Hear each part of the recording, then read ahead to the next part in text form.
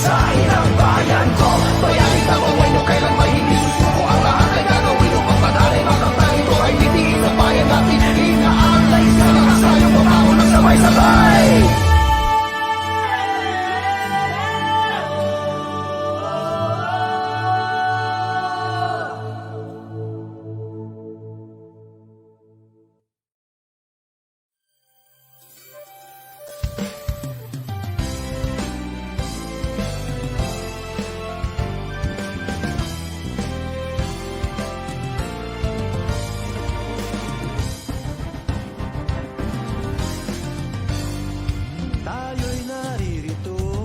Nag-iisang kumpas ang ating puso.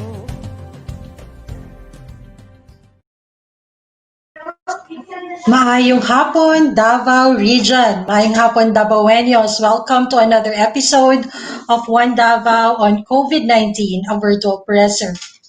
Today is August 26, Wednesday, and we are streamed live through the Facebook page of PIA Davao Region, and we are also live through over PTV Davao, Radyo Pilipinas, FM1, and Davao City Disaster Radio.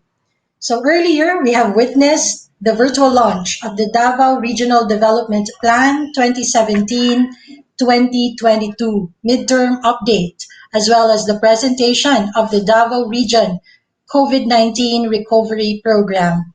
In the launch, we have seen success stories of individuals who felt and lived by the positive impact by the different government programs under the Philippine Development Plan and the Davao Regional Development Plan, which are all anchored on the long-term vision of Ambisyon Natin 2040. Despite the COVID-19 pandemic, the region has easily adapted to present realities in the environment, bringing us in a new normal situation, and the Davao region is all set to recover and to remain resilient as pushed forward by the Davao Region COVID-19 Recovery Program. This episode of our virtual presser will dig into these plans, the Davao Region Development Plan and the Davao Region Recovery Program. Joining me today are our resource speakers. Allow me now to introduce our resource speakers. We have RDC XI Chairperson and Davao de Oro Governor J.V. Tyron Uy. We also have our RDC XI Vice-Chairperson and NEDA 11 Regional Director Maria Lourdes Lim. Maayong hapon. Director Lim. Good afternoon. And good afternoon also, Governor Tyron Uy.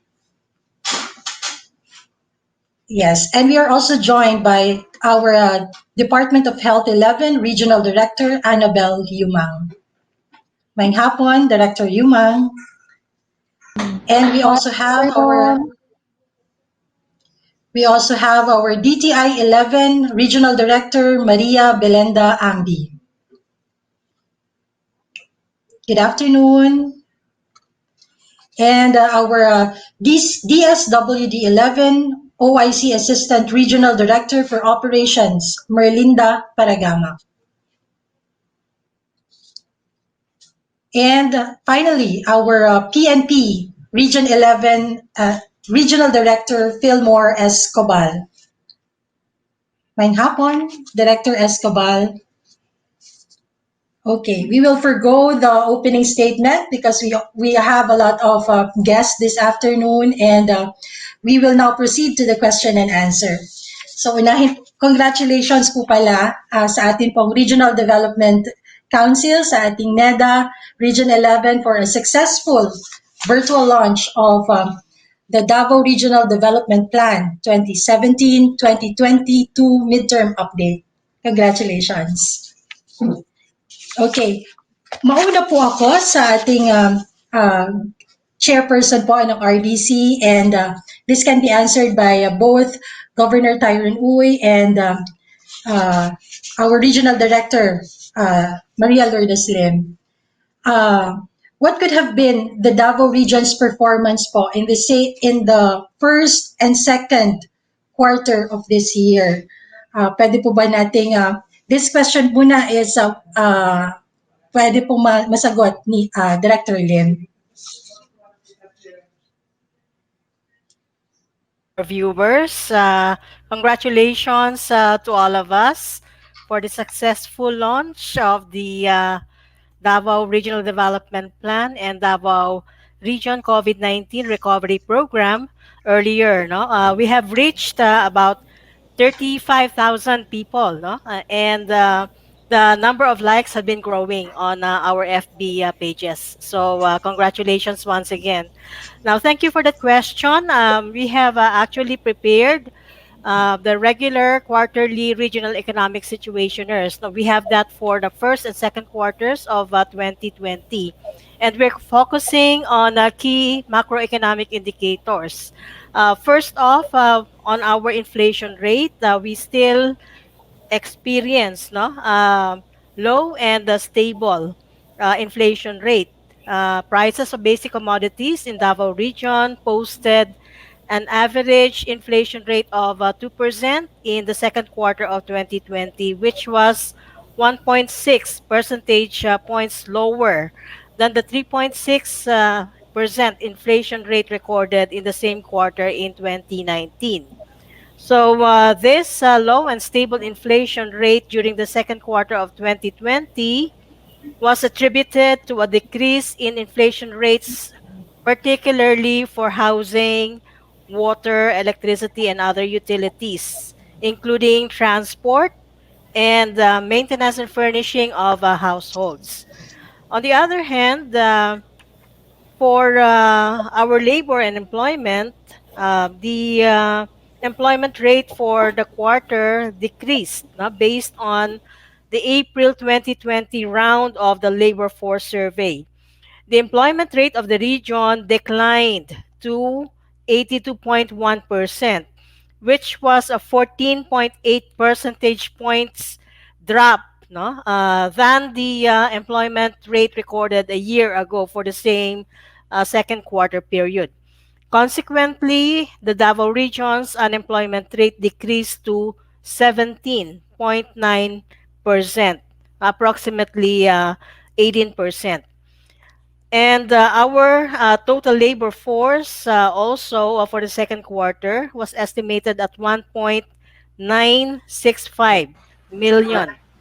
And the approximate number of employed persons stood at 1.614 million. Now, in terms of investments, despite the pandemic, Davao Region recorded a higher Board of Investments registered project commitments during the second quarter of 2020, amounting to about 2.4 billion pesos or 385% higher, higher than the 497 million pesos worth of project commitments compared in the second quarter of 2019. Two investment projects were registered during the second quarter of this year. A new operator of a tourist accommodation facility, which is the Acacia Hotel Davao, and an investment in a Cavendish banana production.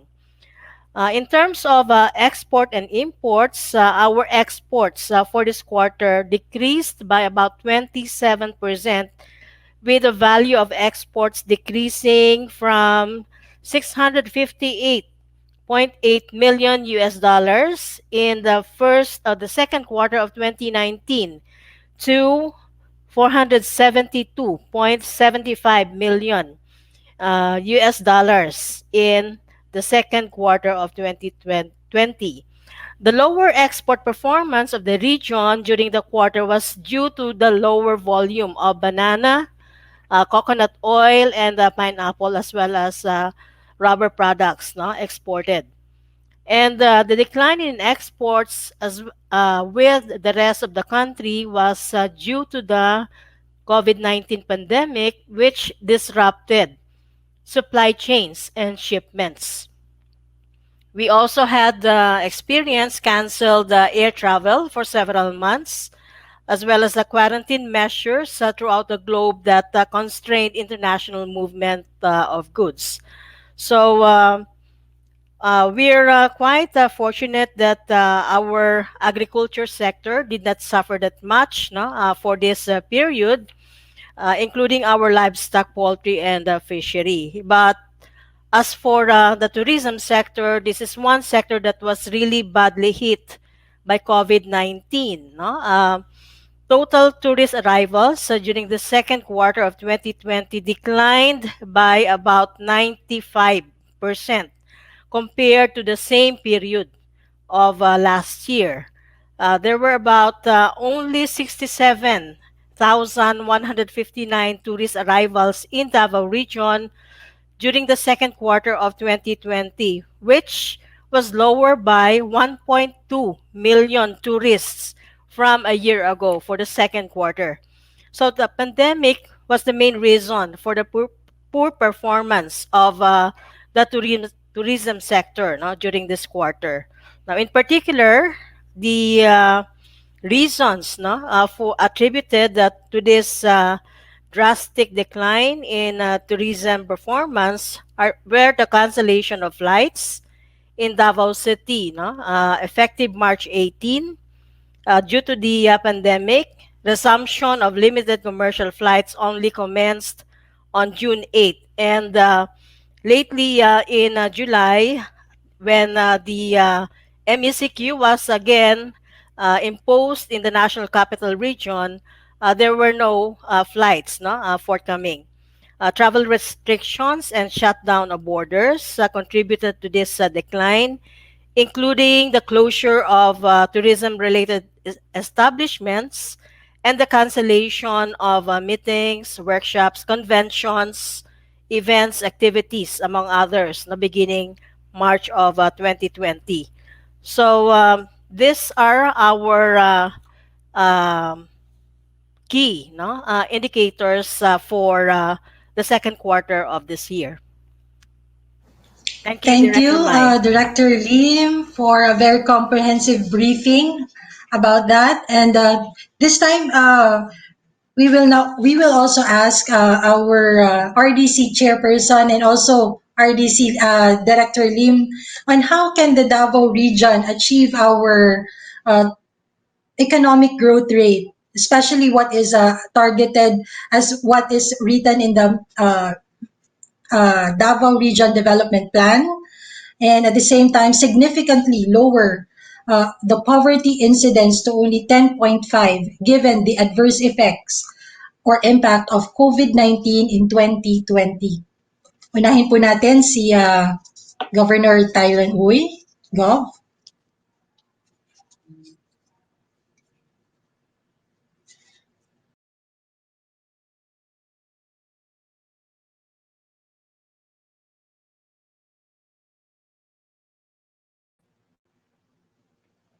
Governor, wala po tayong audio, Gov. Okay. Yan, Sorry, ma'am. okay. Can you hear me now? Okay. Yes, So loud alam and naman clear po. natin, for the second quarter, malaki talaga yung nawala sa economy natin dahil sa pandemya, no, sa COVID-19. Lalong-lalo na ang service industries natin, sama sa giingon ni Director Lim, no, ang tourism industry, the industry has been badly hit. There are a lot of restaurants, small hotels, inns have been closing, no, because of the parameters set by the government due to COVID. So that's why right now we are dahan-dahan na po tayo nasa recovery stage with the recommendation of the National IATF na nasa modified GCQ tayo. Unti-unti na open na natin yung mga industries that were very limited, no, during the ECQ period, no, just like the tourism industry right now nag-open up na mga provinces natin dahan-dahan na nagpo-promote na sa local tourism, no, para mabalik yung ekonomiya natin. Dahan-dahan, no, hindi naman biglaan, dahil we still have to maintain the minimum health standards prescribed to us by the Department of Health to minimize the transmission of COVID. So it's a bit challenging, but we will stick to our plan. We have already ipinabahagi na natin ang recovery program ng gobyerno. Nais po namin na ipatupad ito sa lalo pang mas mabilis na panahon, no? Para naman ma-achieve natin yung economic growth natin na target na medyo siyempre apektado, no, at this point of time. Thank you, Governor Uy. This time, may we also ask the answer from Director Lim. Yes, thank you, RD Mai. And in addition to what our RDC Chair, Governor Tyron Uy, cited, let me refresh our audience, no, with our Davao Regional Recovery and Resiliency Program. In that document, we have adopted the 4-pillar strategy, no, to respond to the COVID-19 crisis. There are various stages: the emergency, the recovery, and the resiliency stages, no, that we have adopted as part of our recovery and resiliency program. So in the emergency stage, which covered the period March to May 2020, actually this has already passed. We focus, no, in the immediate provision of social protection services and establishment of unified regional guidelines on quarantine measures, as well as the strict implementation of health protocols across our local government units here in the region. We're also poised to bolster our testing and contact tracing capabilities. This will probably be discussed in more detail by our SDC, our Social Development Committee 11 Chairperson, no? Director Bella Yumang later. And also part of the emergency stage initiatives was to ensure unhampered movement of agriculture and other essential goods and services. The messaging then for this emergency stage was focused on health advisories and access to treatment and case monitoring, which was cascaded at the level of the LGUs. Now, for the recovery stage, which covers the period June to December of 2020, we now focus on, of course, still in capacitating our or strengthening our health systems and the healthcare facilities. We need to improve the status and supply of our human resources for our health sector, including hiring of contact tracers, as well as the adoption of blended learning by shifting to digital and alternative learning modes as we open this school year 2020-2021.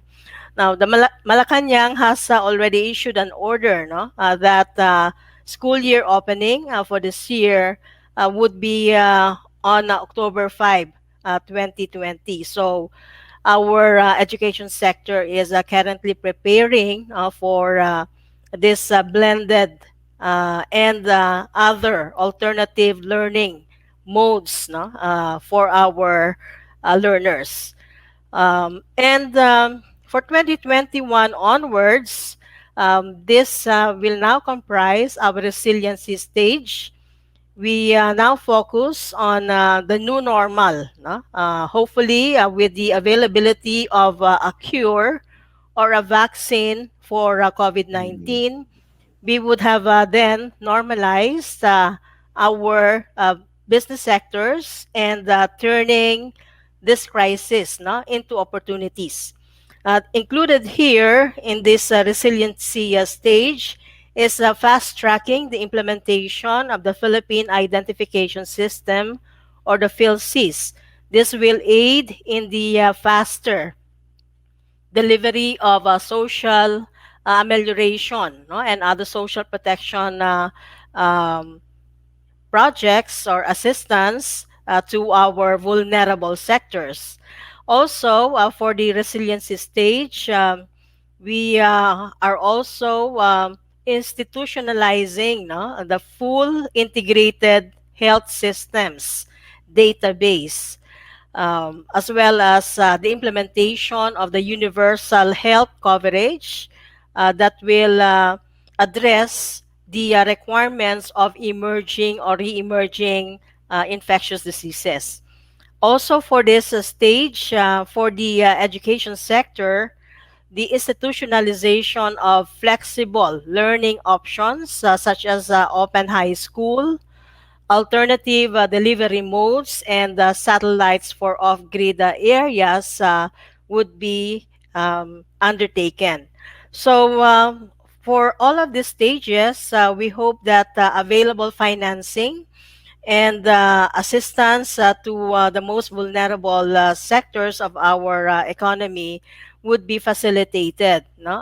And this is very prominent in the 2021 budget priorities framework that has already been shared earlier by our courts and DBM Secretary Wendell Avisado. So, this is our recovery and resilience program for COVID-19 for Davao region. Thank you.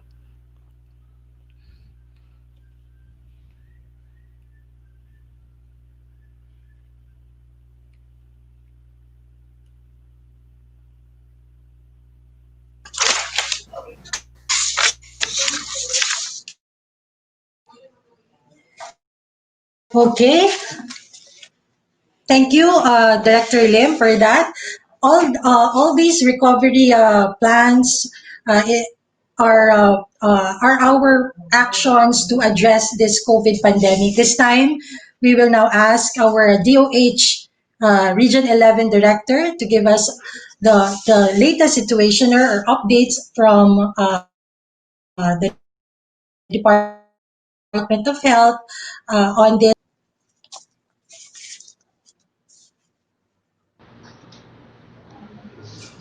Hello, good afternoon, everyone. So thank you so much, Ma'am Franz, for the opportunity that you gave us for this virtual presser. So for our situationer, right now, as of today, we have already, as of yesterday, we have already a total of 1,935 cases since start in March. We have already a total of 1,461 recovered, then 364 deaths, or 3.3%. Then right now we have already a total of 410, or 21.2% active cases. So among these active cases, majority are asymptomatic, meaning no symptoms, which is about 332. We have one critical, we have 6 severe, and 71 mild cases. So that's our situation, or the number of cases that we have for as of yesterday. Thank you, Dr. Annabel. May we also know, Doc, kung ano ba ang magiging priorities po ng Department of Health, Region 11, ngayon na nakatutok po tayo no, sa pag-recover from this COVID-19 pandemic. As what is reflected, Dr. Annabel, in the Davao Regional Development Plan, tsaka kung ano rin po yung sulat po sa Davao Regional COVID-19 Recovery Program. Director? Okay, ma'am. Regarding our plan for the recovery, we included the surveillance, no? So that means that we need to do to strengthen our surveillance system for COVID-19. Second, also we need also to upgrade or to have laboratories, no? COVID testing laboratory in the region, specifically at the different provinces. That means that we have to increase the capacity of each province to do the testing. Then also to strengthen also our um, uh, communication, that means health education campaign regarding how to prevent COVID-19. So these are the three things that we need also to have in terms of recovery. Dr. Annabel Yumang, punta na po tayo sa ating representative po, representing the local government unit naman, Governor Tyron Uy. Alam po natin uh, masiguro po na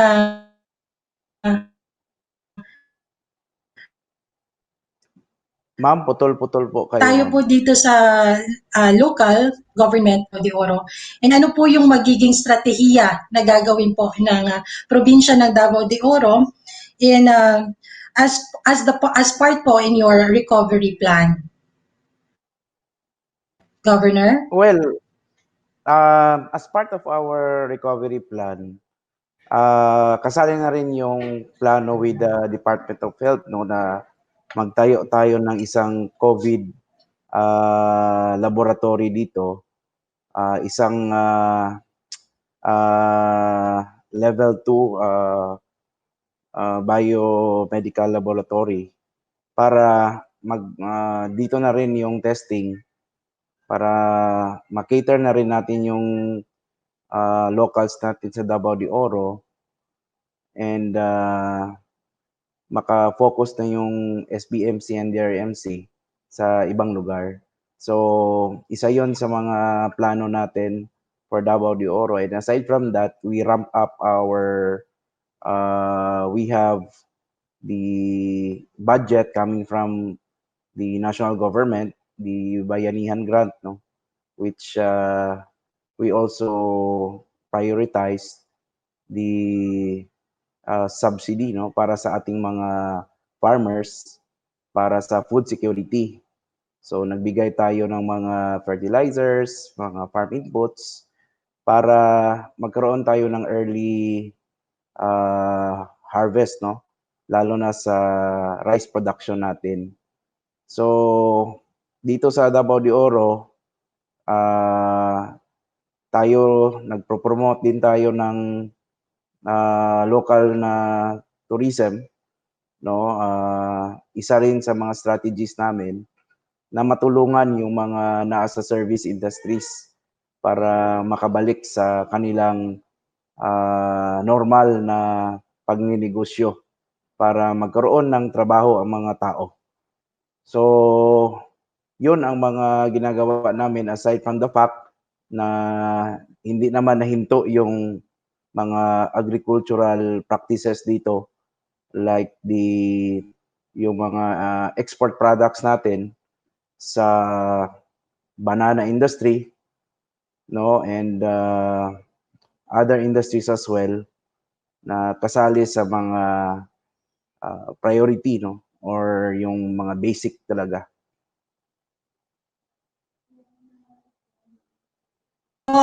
Kakamustahin naman natin ang ating DSWD OIC, Assistant Regional Director. Ma'am, isa po sa mga pinaka-interesting topic po sa aming virtual presser, ito pong kapag guest po namin ang DSWD because of the social amelioration program. Ito po yung talagang hanap ng ating kababayan.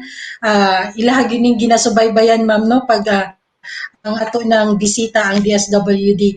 Pila na ba, Ma'am Merlinda Paragamak, kung pila na po ang percent percentage sa atong nahatag nga social amelioration, especially sa second tranche po. Kasi mauni ilang permi ginapaabot, ma'am. Yes, good afternoon, everyone. In Davao Region, we have a total of 421,557 beneficiaries. That is our second tranche and also our waitlisted or additional beneficiaries. So out of 421,557, we have already a total of 302,619 wherein these are already submitted to our financial service providers for them to do the payout through digital payment. So as to percentage, we have already 71.79% out of 421,000. Ma'am Erlinda, kung kamustahin rin natin ma'am kung ano naman po ang epekto or anong impact po ng pagbibigay natin ng social amelioration sa atin or subsidy para po sa ating mga kababayang talagang nahihirapan po dahil nitong COVID pandemic. Yes, RDMI. For the second tranche payout, this is quite different from our first tranche because some of our funds during the first tranche we have downloaded to our partner LGUs. But for the second tranche and also to include our waitlisted beneficiaries, we are the one facilitating the payout. That is why the SWD through our national office has engaged our financial service providers because we are now utilizing different modalities in the distribution of our SAP emergency subsidy.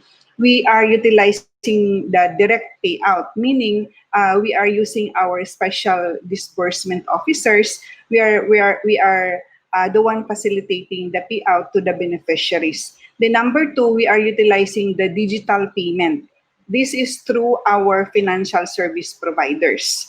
So kung makita ninyo sa ato ang downtown area, no, atong mga partner conduits are doing the payouts to our SAP beneficiaries. Number three, we are also having the so-called mobile payout.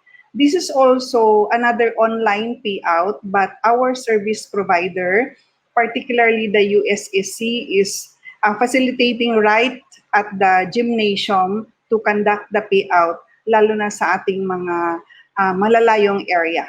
So these are the three schemes or mechanisms that we are utilizing now. It is because of our health safety protocol having this community quarantine. Thank you, Ma'am Merlinda Paragama. This time, let's now ask our PNP 11 Regional Director, Fillmore Escobar. Sir, what were the challenges, sir, faced by the security sector, especially the PNP, in adapting the quick turn of events during the pandemic? And how did the PNP address these challenges? And how do you plan to move on with your specific mandate? Director Phil? The very difficult challenge for us in the police sector, the law enforcement sector, is really the presence of the pandemic, the virus, the COVID-19 virus in our operational environment. So ito po yung isang naging napakahirap na namin na situation, but we were able to adapt immediately because of course with the guidance coming from our health officials how we can prevent infection. So immediately we implemented those information that were provided to us by our health officials and of course the guidance of our local government executives. So when we started implementing the minimum health protocols like the wearing of mask, wearing of face shields, and then protective personal protective equipment and decontamination procedures in our camps and practicing individual hygiene. So yung resulta naman dito, as you can see, very minimal po yung infection sa ating police, sa mga PNP personnel. So because of those uh, information that were given to us, and despite of the presence of pandemic of the virus, we continued on with our strategies in fighting criminality. So ito po yung ano, and we are uh, happy to inform everybody that we were able to achieve the goals that were given to us as stated in the regional development plan in terms of reducing criminality. Kaya despite of the virus, PNP Pro 11 was still able to achieve our goal of reducing criminality, particularly the focused crimes, the crimes against person, property, and of course continuing to enforce special laws. Although in terms of the non-index crimes, medyo tumaas po ito. It's because of our implementation of the Bayanihan law. Marami po tayong apprehension or arrested individuals because of for violating itong Bayanihan law, or the uh, the enforcement of laws pertaining to protection of pertaining to pertaining to the prevention of the spread of the virus. Thank you, Director Phil. This time, atong i-welcome po ang atong DTI Region 11 Director Belinda Ambi. Ma'am, one realization din po brought by this COVID-19 pandemic is the need, and also how we appreciated the need to transition to a digital economy. Now, how will the region regulate to force how will the region regulate online trading or commerce? So how is the region preparing for digitalization? Good afternoon, Director? and the rest of the resource person. So it's true that right now we are really going into online transactions, no? I think the importance of online transactions has been greatly impacted positively this time of COVID because of the restrictions in face-to-face contacts and the rest, no? So even our services are done online, unlike before when we really push for market promotion through physical presence and then direct contacting the possible buyers and of course producers. But this time we are maximizing the use of our online platforms. And we are happy to note also that right now, even if there are really a lot of SMEs affected by COVID, so some of them temporarily closed or partially operated their businesses, but there are a lot of those who are registering new businesses, and most of these are online marketers. So we are encouraging those would-be businesses or startups who will go online transaction to really register their businesses so we can monitor how they are performing, and of course as protection also to our consumers, no, we need to track down kung saan galing yung mga products that they are selling, and of course to some extent monitor pricing also, kasi even if they sell online, we still monitor price if they are in conformity with the suggested retail prices, especially if they involve consumer basic necessities and commodities, and those that are regulated by other agencies such as PPEs, no, and other products. We are trying to capacitate our SMEs on online transactions because I think this is a must right now, no.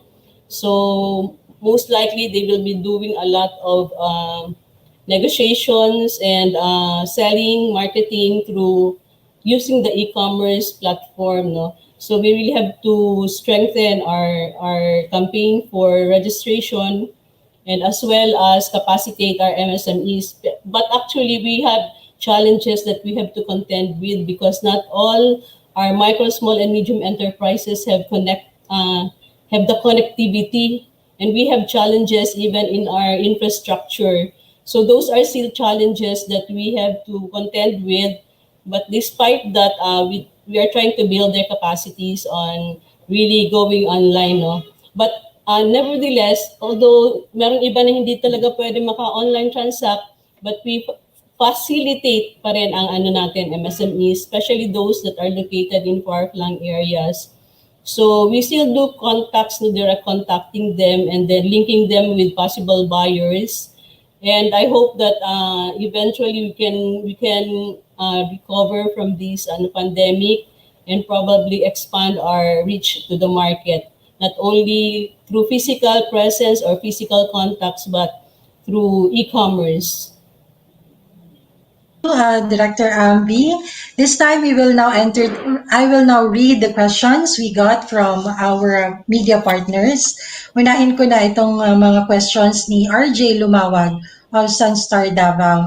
This can be answered by Director Lim or Governor Tyrone Uy. Interesado po sila, Director Lim, sa updates ng ating pong mga flagship infrastructure projects in Davao Region, especially those that are part of the government's Build, Build, Build program. Director Lim?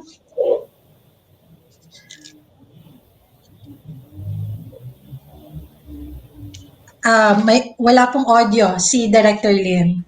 Sorry, RDMI. Yeah. Yes, thank you for the question from Ruel. RJ Lumawag. RJ, no? Director. Lumawag, yes. For the build projects or priority projects of the region, which were presented earlier as game changers, no? For development of this region, we have the Mindanao Railway Project, Tagum Davao Digos segment. We have the Samal Island, Davao Connector Project, the Davao Public Transport Modernization Project, the Davao City Coastal Bypass Road, including the Bukana Bridge, and the Davao City Bypass Construction Project, as well as the Davao International Airport Modernization and the Davao City Expressway. We also have PPP projects, no? Including the Davao Sasa Port Modernization. I've already mentioned the Davao International Airport Modernization.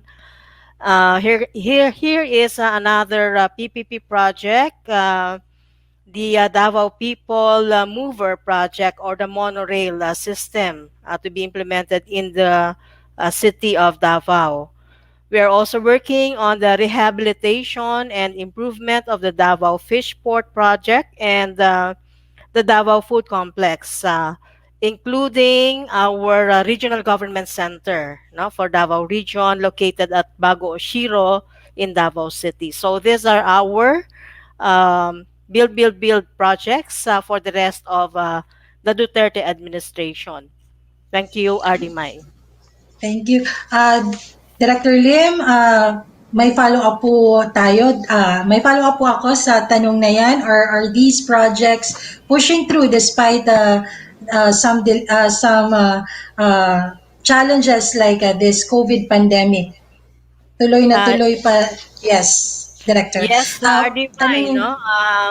In our meeting of the Regional Development Council, as may be affirmed by our RDC Chair, Governor Tyrone Uy, we have approved this flagship projects for Davao Region and submitted this list to the flagship program of the Duterte administration. So we were also assured, no, by our Cords 11, Secretary Wendell Avisado, that funds for these flagship projects will be available, no, for the some of these projects will be co-financed by some official development assistance partners.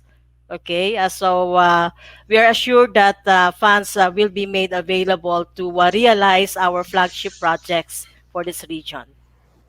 Thank you, Director Lim. Pakinggan naman natin si Governor Tyrone Uy. Go. Yes, ma'am. Thank you. Yes po, tama po yung sinabi ni Director Lim na tutuloy po yan. Yan po yung commitment sa atin ng national government. But of course, like any other projects, sa ngayon, nasa pre-construction stage na sana. Pero na-delayed dahil sa COVID-19, maraming na-delay ng mga project, no? So, it's a matter of time that hopefully soon that we can jumpstart the process again so that during the time of PRRD, matatapos talaga natin yung mga game changers na mga projects dito sa ating region ng Davao. Thank you, Governor Uy. We also have a question from Sheila Lisondra of Radyo Pilipinas. This is for Director Annabel Yumang.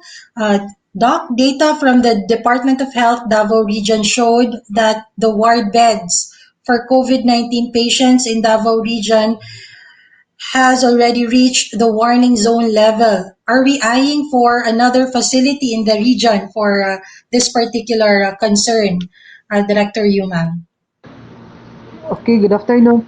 Thank you so much for the question. So with regard to the warning zone na ang bed capacity nato no for the two hospitals or the COVID hospitals, we have received memorandum coming from our Undersecretary of Health, Yusek Vega, that all government hospitals must increase their COVID dedicated beds. No, that means that they will have to have 30 to 50% of their bed capacity. So right now, the SPMC and DRMC are already starting to increase their bed capacity per week.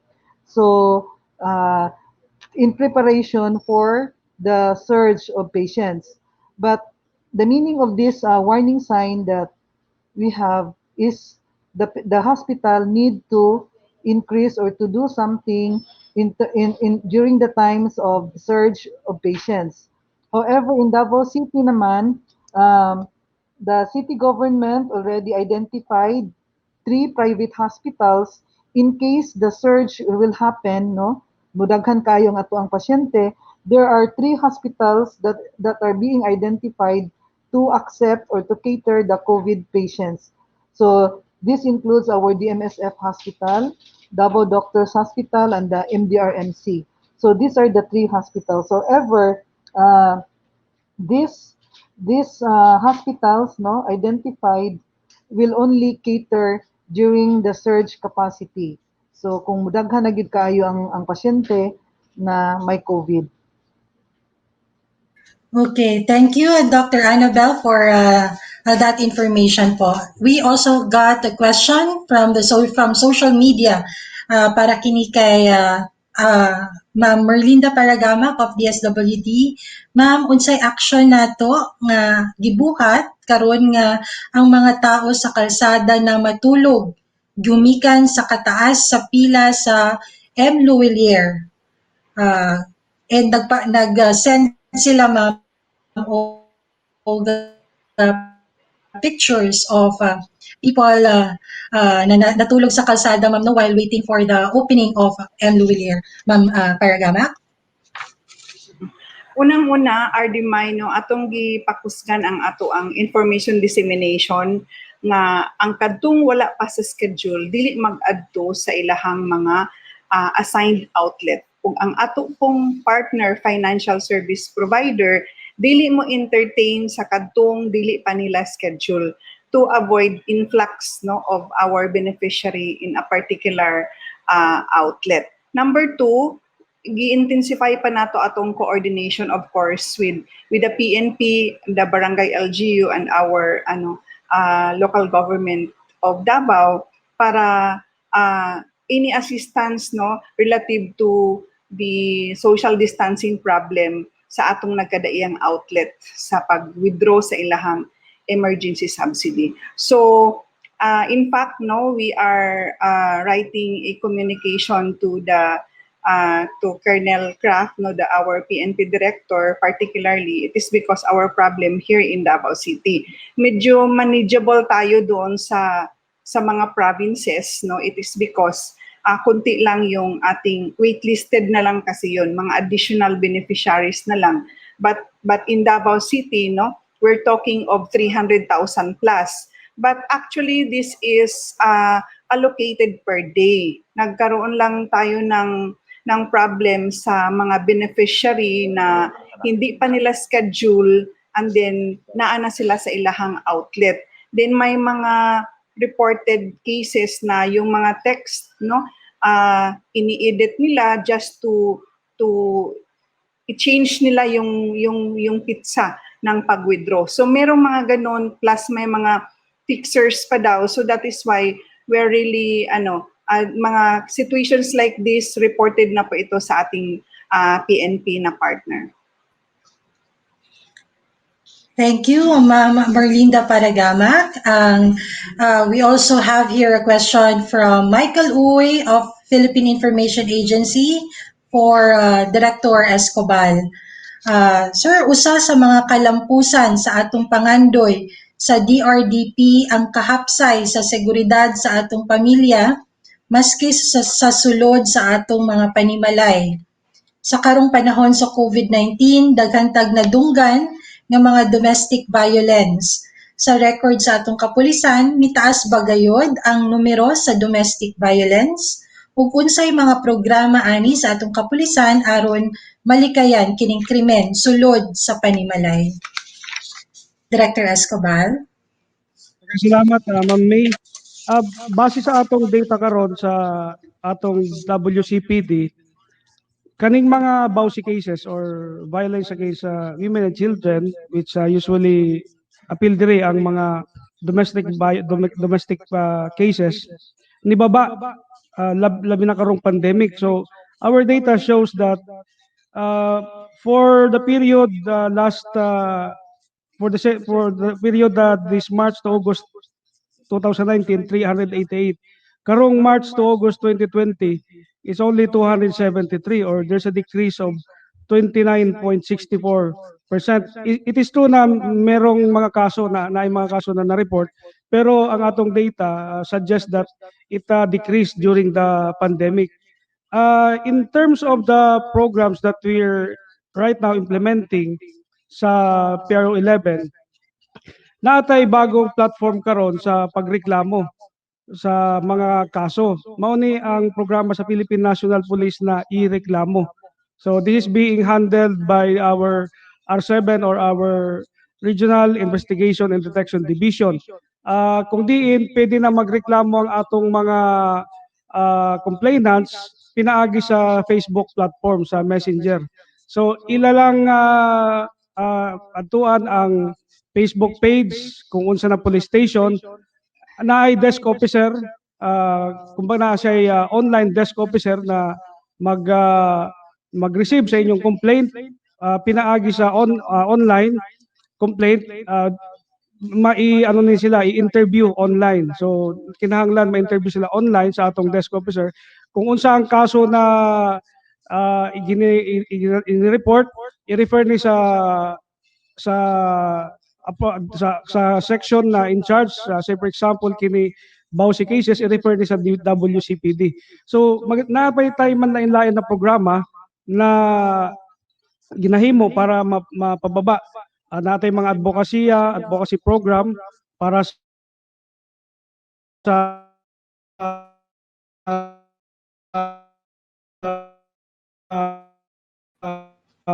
pagbabakin ng mga domestic police, yung aling police hotline na gina-implement sa atong WCPD. So continuous gihapon ang atong police visibility patrol para mag-contribute sa pagpa-reduce sa naning mga kaso. So mao na ang atong mga programa para address nato kining mga kaso sa domestic violence. Thank you, Director Escobar. We also have here a question from Carmelito Francisco from Mindanao Times. This is for Director Lim. With the launching of these projects, what is the annual economic growth projections between 2020 to 2024? What were the projections before the pandemic? Gusto Okay, na po dako sundan na Director Lim, no, para isahan na lang akong okay. pagpangutana. Where do you anchor your optimism that these projections would be hit? Thank you for Director? that question. No? Uh, may I share that pre-COVID, our GRDP, the gross regional domestic product growth rate for Davao region, as laid down in our regional development plan, uh, was on the average was between 10.5%, no? And the target for the plan end of plan period is about 12.2%. Now, with the COVID-19 pandemic, we had to adjust our growth estimates for this region. And based on our analysis of the impacts of COVID-19 since the first quarter of this year, for 2020, our projection is that we will be growing by 3.4% for this year. And towards 2022, hopefully we can grow at the level of 6%. So that is our adjusted GRDP estimate. Now, where do we draw our optimism for this positive growth rates, although much reduced, no, by the pandemic? We still believe in the discipline and resilience of the Davaoenos to adapt to the new normal. So, with discipline and adherence, no, to laws sa atong mga minimum health standards, we will keep our people safe and also prudent fiscal spending, no?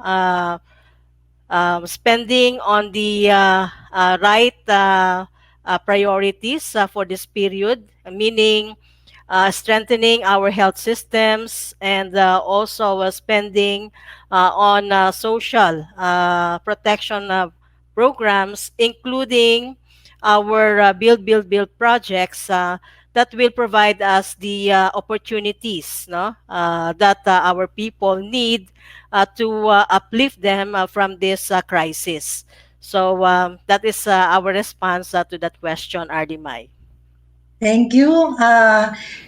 Director Lim, bago po tayo mag-proceed to another guest, no, a question to another guest, kay itong question is still for Director Lim from Ruth Palo of Manila Times. Ma'am, she's interested to know any updates on the creation of the Metro Davao Development Authority. Yes, thank you for that question, no, from Ms. Ruth. The Regional Development Council has created a special committee, which is the Special Committee on the Metropolitan Davao Development Coordinating Committee, which is chaired by the Honorable Mayor of Davao City, Mayor Sara Duterte. And the committee is comprised of selected national government agencies, including the local government units comprising the metropolitan Davao area. So that would span the LGUs of Digos all the way to Tagum, no? Comprising Metro Davao, including, by the way, Igacos. Um, Now, updates, we have the RDC, no, has sent a draft executive order to the Office of the President requesting the issuance of an executive order creating Metro Davao Development Authority. Now, in parallel, we have our Honorable Congressman from the 3rd District of Davao City, Congressman Isidro Ungab, who is the principal author of House Bill 7181. This is the bill seeking to create the Metropolitan Davao Development Authority.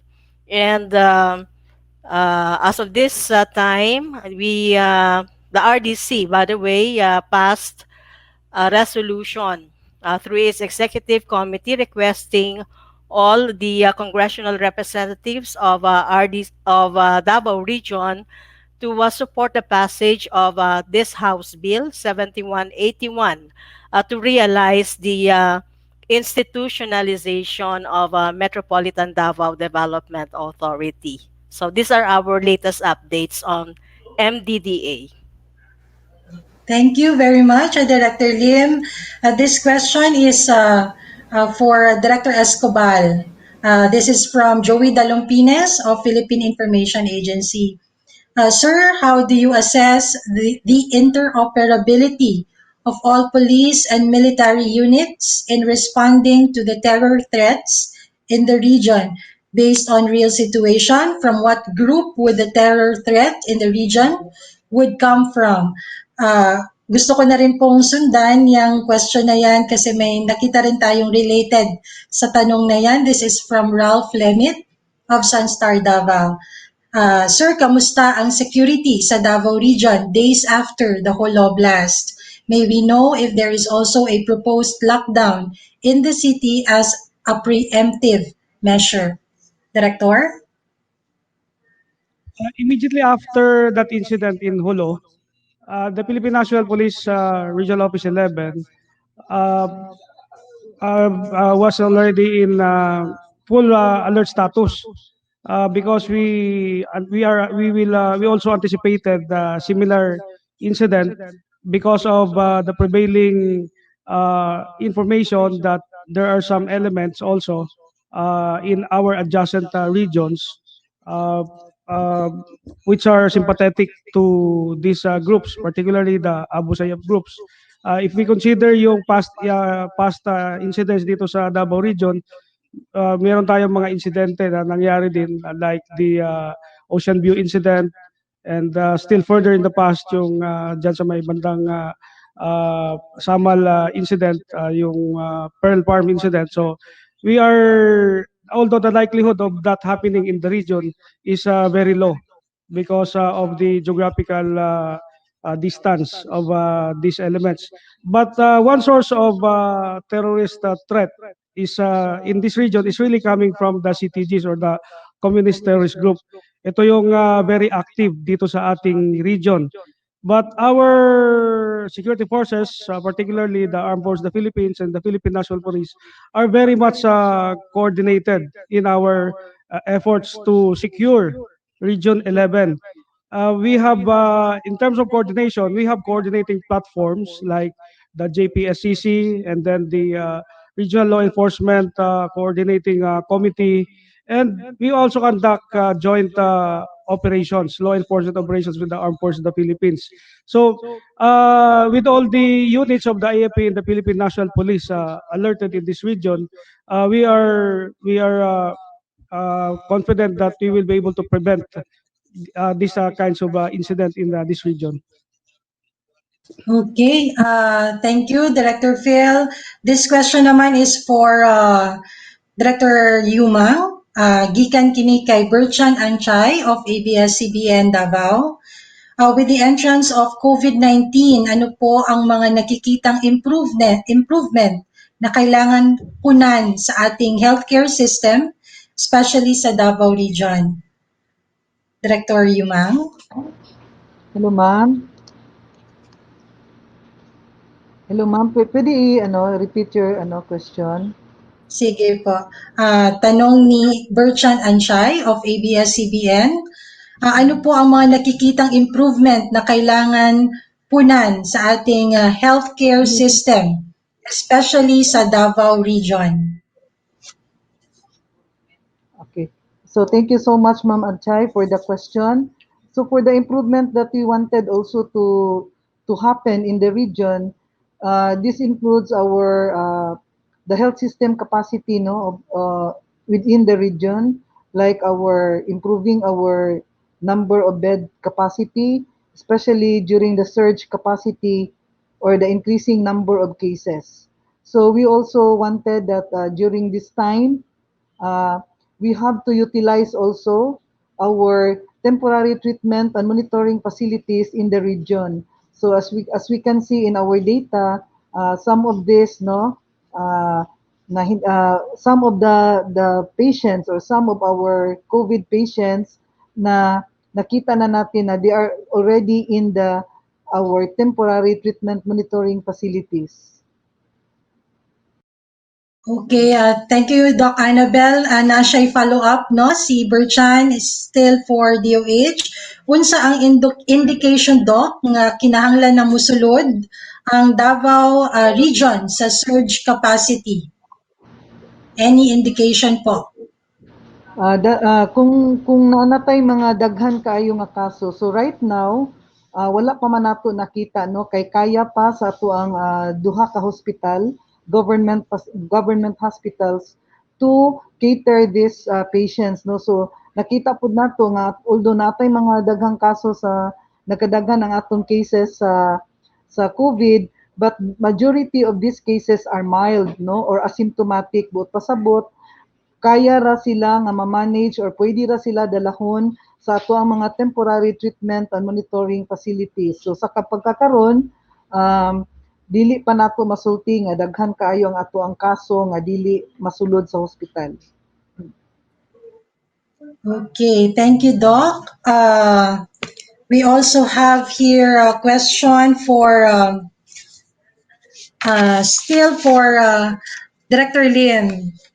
Galing pa rin po kay RJ Lumawag. How did we fare, Director? How did we fare compared to other regions in terms of economic growth? If we have Yes. that data, Director. Thank you, RD Mai. By the way, the 2020 first and second quarter GRDP data have not yet been released by the Philippine Statistics Authority, no, including the 2019 full year GRDP data. So we have no basis yet in comparing our regional economic performance with the other regions. But if I may point out, as we have said earlier during our during the first volley of questions, Davao region has been growing at double-digit rates since 2016, 2017, and we hit 8.6% in 2018. We were the second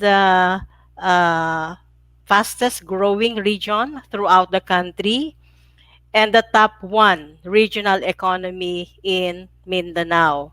So with that momentum, we want to still lead the pace in terms of economic performance despite the crisis that we are facing now with COVID-19. As we have said earlier, with our investors still pouring in their funds in our key drivers for Davao region, we are confident that we will not hit negative growth rate for the rest of this plan period all the way to 2022. So that much we can share, RD Mai. Thank you. Ayun. So, maraming salamat. Yun po ang assurance po na binigay ng ating director ng NEDA 11. Definitely, hindi tayo mag-hit ng negative. Yan po ay sa pagtutulungan ng ating different national government agencies, local government units, of course, the private sector, at bawat individual po na bawat Davaoenyo sa kung magtutulungan lang po. Kulang na po tayo sa oras dito po sa ating One Davao on COVID-19. Marami pong salamat sa ating mga bisita ngayong hapon. Bago natin to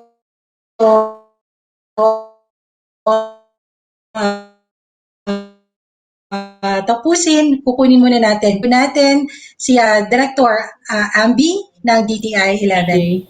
So, Ma'am? yes, thank you. Despite the COVID pandemic, no, I think we should still be positive that we can address some of the challenges that we are facing because we are making use of new technologies, and I think all government agencies, the local government units, even the private sector are really supporting the growth of Davao region. In terms of investments, we noted that there are still investments coming in, no? Although local investments nga lang, but still these are investments that can make the region grow. So just like what RD Lim said, we still anticipate that the region will be able to recover and achieve what we have targeted, no, for 2022. Anyway, we are all of government are doing their part in really pushing for development for Davao region. So thank you for this time, no, to share also. That's our DTI 11 Regional Director Belinda Ambi. This time, let's also hear the closing statement or kunay mensahe or announcement na gusto ipadayag ang atong mga bisita. This time, Director Fillmore Escobar. Sir? May, PRO 11 is keeping abreast with the steps being taken by our regional development council, particularly in the establishment of the Metropolitan Davao Development Authority. On our part, PRO 11 is also activating its Metropolitan Davao Police Task Force. We have three phases being undertaken. Ito yung una po yung we have to activating of the Metropolitan Davao Police Force, and then we are soon to operationalize it. Na-delay lang po yung aming operationalization because of the COVID pandemic, and soon we hope to institutionalize it through the efforts also of our good Congressman Ungab, where we already submitted our proposed bill for the institutionalization of the Metropolitan Davao Task Force. Police Regional Office 11 is doing its best to protect the people and of Region 11. And we would like to thank the cooperation of all stakeholders, because it's very the cooperation being given to us by the different stakeholders, the local government and the civilian sector is helping us in maintaining the peace here in Region 11. Thank you, RD Escobar. This time, let's also hear from Director Annabel Yumang. Doc? Okay, good afternoon, maayong hapon. So ang ako lang statement or ako ang pahinumdum lang sa tanan, no, nga naminaw karon, mao ang ato ang pagbatok, no, unsaon nato pagbatok sa COVID, pinaagi sa bida solusyon. Kung unsa maning bida, B is for bawal ang walay mask, no, so mao na atong ginahimo karon. Ang I is isanitize ang mga kamot. D is distansya og usa ka metro. Ang A is action base sa tinuod nga impormasyon. So kini ato ang bida solusyon nga atong pagahimuon sa kada adlaw. Ug usab, no, nagpasalamat ako sa ato ang mga governors, sa ato ang mga mayors, no, sa ilang dako gyud nga gihimo aron masumpo nato ang COVID-19 diri sa Region 11. Gani na-appreciate kaayo ni Sec Duque during our meeting, no, last August 11 nga lahi ra gyud ang ato ang ginahimo dinhi sa Region 11 sa pagsumpo sa ato ang COVID-19. So again, daghan kay salamat sa tanan, no, especially sa ato also sa ato ang mga kauban sa laing-laing ahensya sa gobyerno nga nagtinabangay gyud tang tanan aron masumpo nato ang COVID-19. Thank you, Dr. Annabel Yumang. Let's also hear from the ARD of DSWD 11, Merlinda Paragama. Yes, on behalf of the SWD, we would like to say thank you to all our stakeholders because we know very much the support no, and effort of our partner agencies relative to the social amelioration program implementation. So wala pa siya mahuman, so we would like to again appeal for the continued support, no, lalo na sa ating mga PNP, sa ating mga barangay LGU and also the municipal LGU to really complete the implementation of the distribution of the emergency subsidy na hindi ma-sacrifice yung ating health safety protocol. So again, thank you very much for all your support.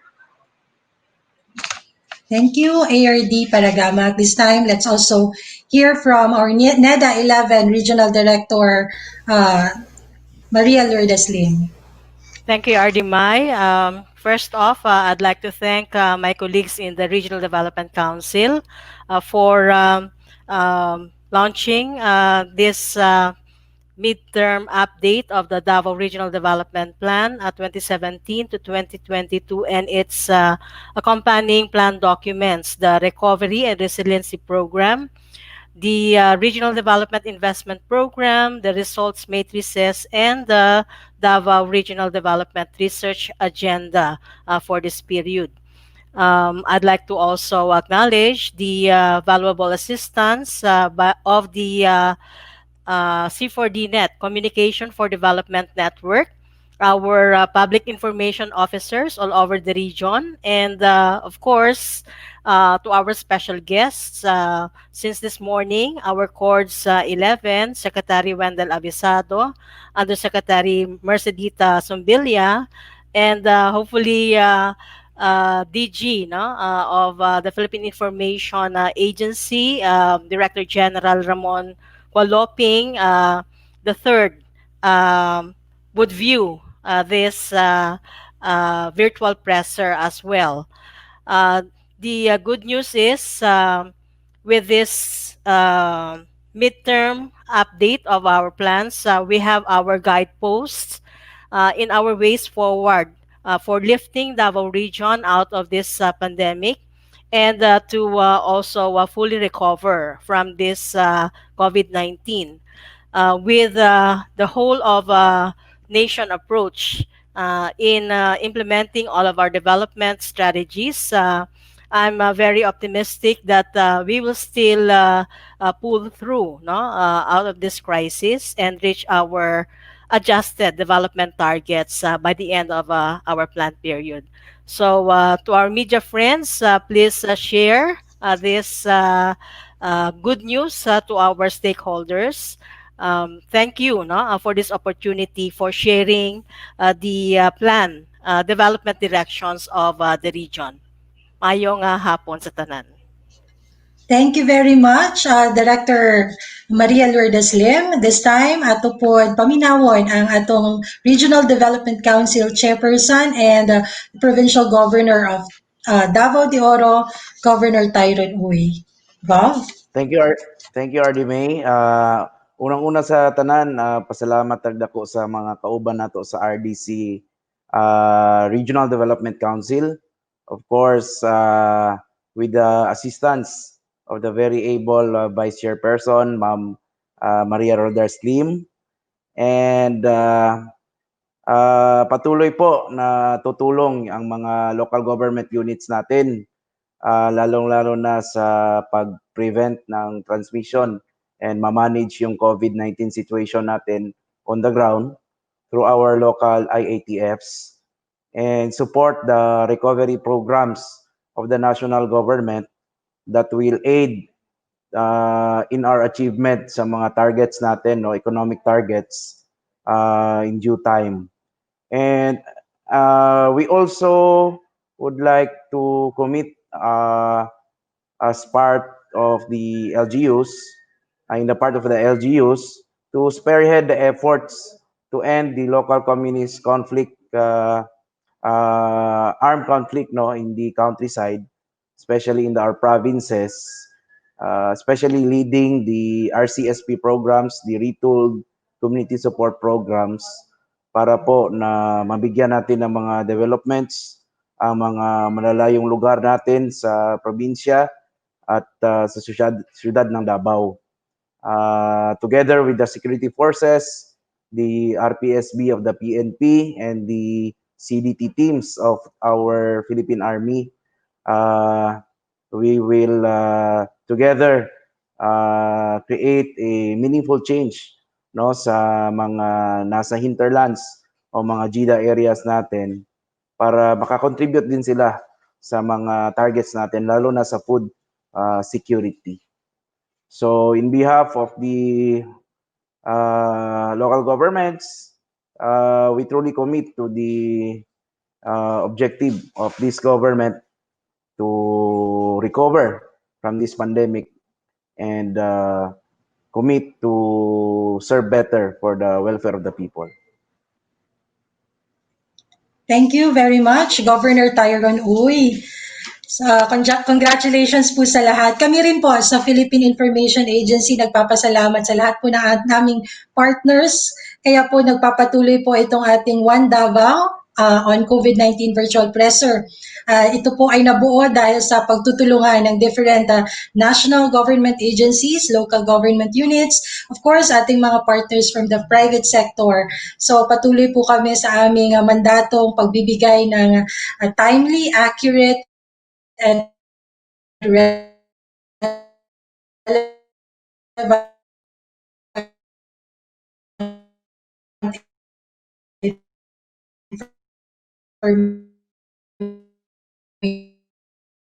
information sa lahat.